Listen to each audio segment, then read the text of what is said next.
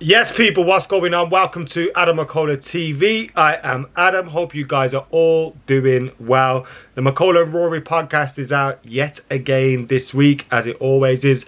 Every single week with me and Rory discussing all the latest things in the Premier League. Of course, this week, myself and Rory had a discussion about Ole Gunnar Solskjaer as well and the state of affairs at Manchester United.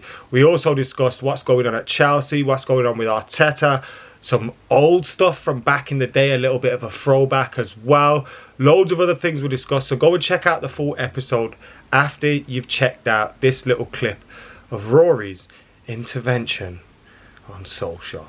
Check it out. In the red corner, sad times over here.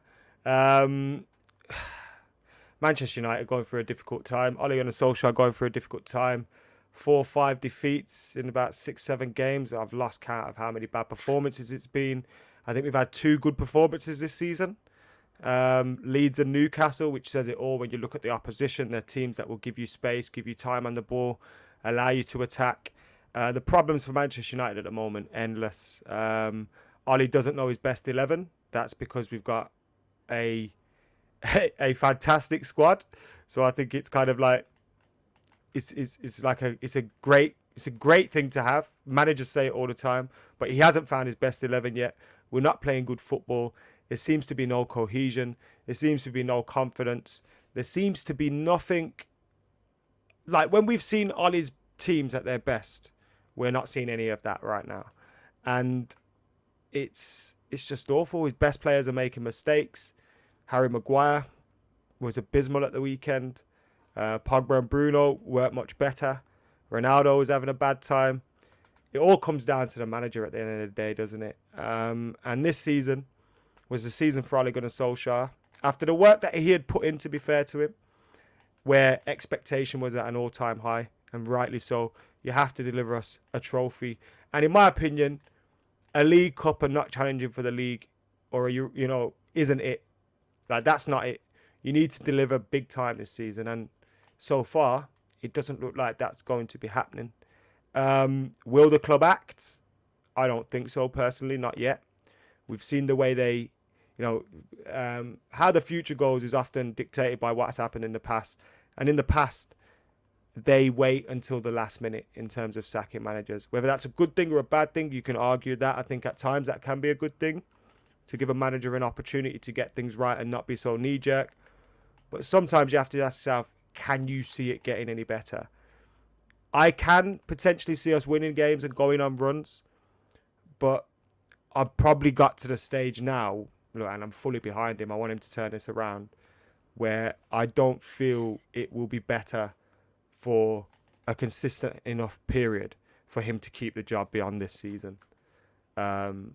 It's kind of, I just feel like that about it at the moment. It was like I said, after the Everton game, it felt like Mourinho and Sevilla. Felt like a significant turning point, and the Leicester game hasn't gone any way to move that thought out of my head, unfortunately. Because it looks worrying. It looks worrying, Adam. I feel like I'm half staging an intervention here because I was worried about you on that. From the outside looking in, and I think sometimes we can all do this. We can all get blinded by our loyalty and our hope and our desire for it to work. And ultimately, somebody who has no dog in the race, no dog in the fight, horse in the race, dog in the fight. Dog in the race is the more PC version, I think. Yeah, I ultimately don't care. Ultimately, it doesn't matter to me. So I feel like me looking at it can perhaps shed some light because I'm not bogged down with the loyalty.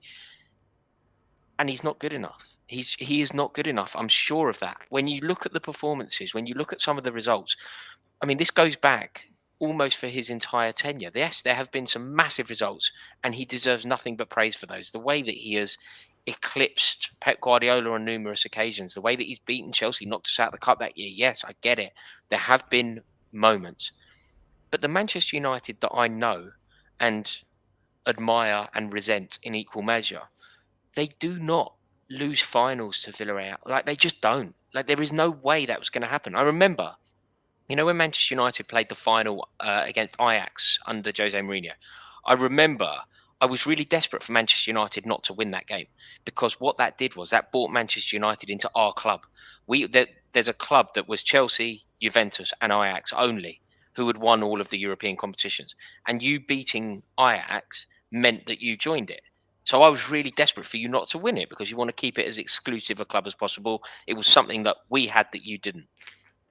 In the build up to that fixture, there was no doubt in my mind that Manchester United were going to win that game. Seriously, like, there was just, Manchester United were always going to win that, because it's Manchester United in a final in Europe, Jose Mourinho in charge. There's no doubt here. They're just going to win it. That was not the case with Villarreal against a far weaker club with far less history. I was looking at it thinking, you never know. This game in Gdansk, you never know. And at that moment, for me, it changed. I feel like if anybody could be bothered, my take on Solskjaer up until that final in Gdansk was positive. Felt like he'd done a lot of good for the club, and I feel like he'd got a lot of positive results. But that moment felt symbolic. This season, losing to young boys in Europe, nicking that result against Villarreal, being knocked out the League Cup by West Ham, drawing at home to Everton, it feels like it's just a relentless ride of performances that are subpar. And I know you want it to work, and I kind of feel your pain a bit. But this is over, man. It feels like this is over. And I wonder, do you agree with this? If it is over, would you prefer them to act now rather than give him the time? I think if they think it's over, because look, remember, if the club if you're behind the scenes and you get the feelings that, look, because the fans might not have to reflect what's going on behind the scenes, you know what I mean? Like, you know, they're famous to say about Fergie, and look, I'm not comparing the managers here before anyone, but the famous to say the fans thought it was over, but behind the scenes, everyone knew it was going to work out. It was fine. Now, if they still back him, then obviously they should support him and they should stand by that. But if they feel that this is over and they are seeing signs within the dressing room that this is over, then they have no choice but to pull the trigger. In my opinion, as a person, as a football fan, forget being a Man United fan, I always err on the side of give a manager a little bit more time. No matter where they would be, I would never be saying sack a manager right now. But I don't think it's going to get better. Like, I genuinely don't think it's going to get better in terms of, we might beat Atalanta, then lose against Liverpool, then beat Spurs. Or so, you know what I mean? And we might just go on this up and down journey that results in us finishing maybe 4th, maybe 5th. And then you make the decision. It's like, have you just wasted another season? It's a difficult one because, like you said, there's also that loyalty. There's also that love there. There's also that thing where, what if this is just a blip? Because we've seen many times before where last season I was like, he's gone by Christmas. Then he turns it around and we get second. But it's like you say, it's the problem that I'm having was when we appointed him, if I put all that stuff aside, I said at the time, I doubt whether he's the man to bring us the Premier League or the Champions League. And that's what we need to be looking at.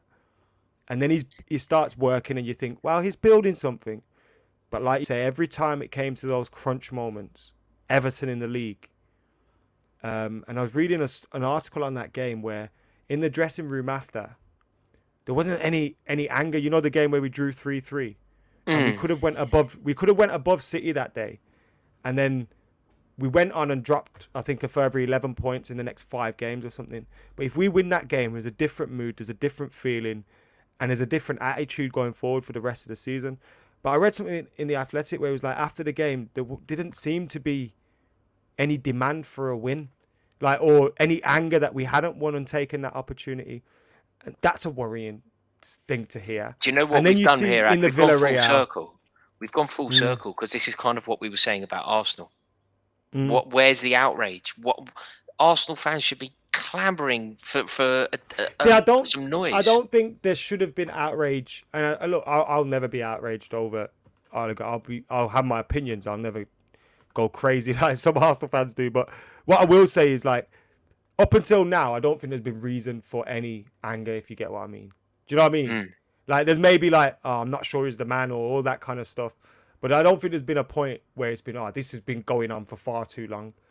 Whereas maybe it's gone on to that point now. Maybe this is that point. Do you know what I mean? Where it's like, this has gone on far too long. But it's a mad one. I don't know. If you were I don't to say have the now, answers to it. you know the sack race, who do you think will be the next manager sacked? When we're talking about, let's say, the top 10 clubs. Just anyone. No, Premier League. I don't think Ole will be. No, I don't either. Whether he should be, that's not the point, is it? I agree that I don't think he will be. It's tricky, I don't isn't think it? he will be. And the thing Probably is, be Claudio Ranieri, get... and the Watford board are wild. we will get results. Like, that's the thing, because of the players we have, and because they're still, I believe the dressing room are fully behind him, and that's probably what will keep him in this job for a little bit longer. Do you know what I mean? But with the squad you've built, you're not going to have that favour for that much longer. Because the thing is, as well, he's the kind of manager that will pull it out of the bag on the weekend. You'll beat Liverpool, or something wild will happen like that. I think he needs to. Let me bring up his fixture. I think we need to win. We can't lose any more games. That's for sure. We can't. Like, let me look at the results. Yeah, we've lost 1, 2, 3, 4 of our last 7. Jesus, that's bad, isn't it? And when you look at the team, young boys, West Ham at home in the cup, a West Ham that had made 12 changes, by the way, Aston Villa at home, Leicester 12 away. changes? How'd they do that? That's amazing. What'd they do? Change the manager as well? David Moyes got rung in for Steve Round. Yeah, like, just that's how much my head's gone. I don't even know how many players are in a football team anymore. Yeah, it's just and then you look at the fixtures. Like, the last fixtures were a good run, and then you look at the next fixtures: Atalanta, Liverpool, Spurs, Atalanta, City, Watford, Villarreal, Chelsea, Arsenal. But then in Christmas, he's got a fairly decent. He could be gone by Christmas, or he could be safer than he's ever been by Christmas. Yeah, well, basically, he's got to be within touching distance at the top of the league, or gone. It's kind of how it feels, isn't it? I thought yesterday, if Arsenal won, like, they're going to be above us soon. Like, do you know what I mean? Don't worry about Spurs them are winning, above us. Yeah, Spurs don't are worry above about us. them winning, It's like, mate. Spurs, what? Spurs, this team lost how many games? I know. He needs to pull it out of the bag. He does need to pull it out of the bag now. There is sort of all the sentiment he's used it all up now. Now it's just about results. It doesn't even matter about how you play against Liverpool, It doesn't matter. It's simply... But those are the games where we can probably jammy a 1-0, 2-0, 2-1 win. But it's the that changes everything if you do that. Imagine if you do that. It changes everything. Oh, man. I'll be back here next week saying 21 is coming. Yeah, I know. Ollie in for... Anyway, hope you enjoyed that clip. I certainly didn't enjoy the debate. It's a hard time being a Manchester United fan at the moment. Hopefully things are brightened up a little bit this week with victories in the Champions League and a big win this weekend over Liverpool. But right now, things aren't feeling great. Go check out the full podcast, as I said, though. Get subscribed on Apple Podcasts, Spotify, Deezer, Audio Boom, all your favourite platforms. We should be on there. So search for McKola and Rory Podcast every single week. Links in the description. Till next time, I'm AdamMcKola. I'm out of here.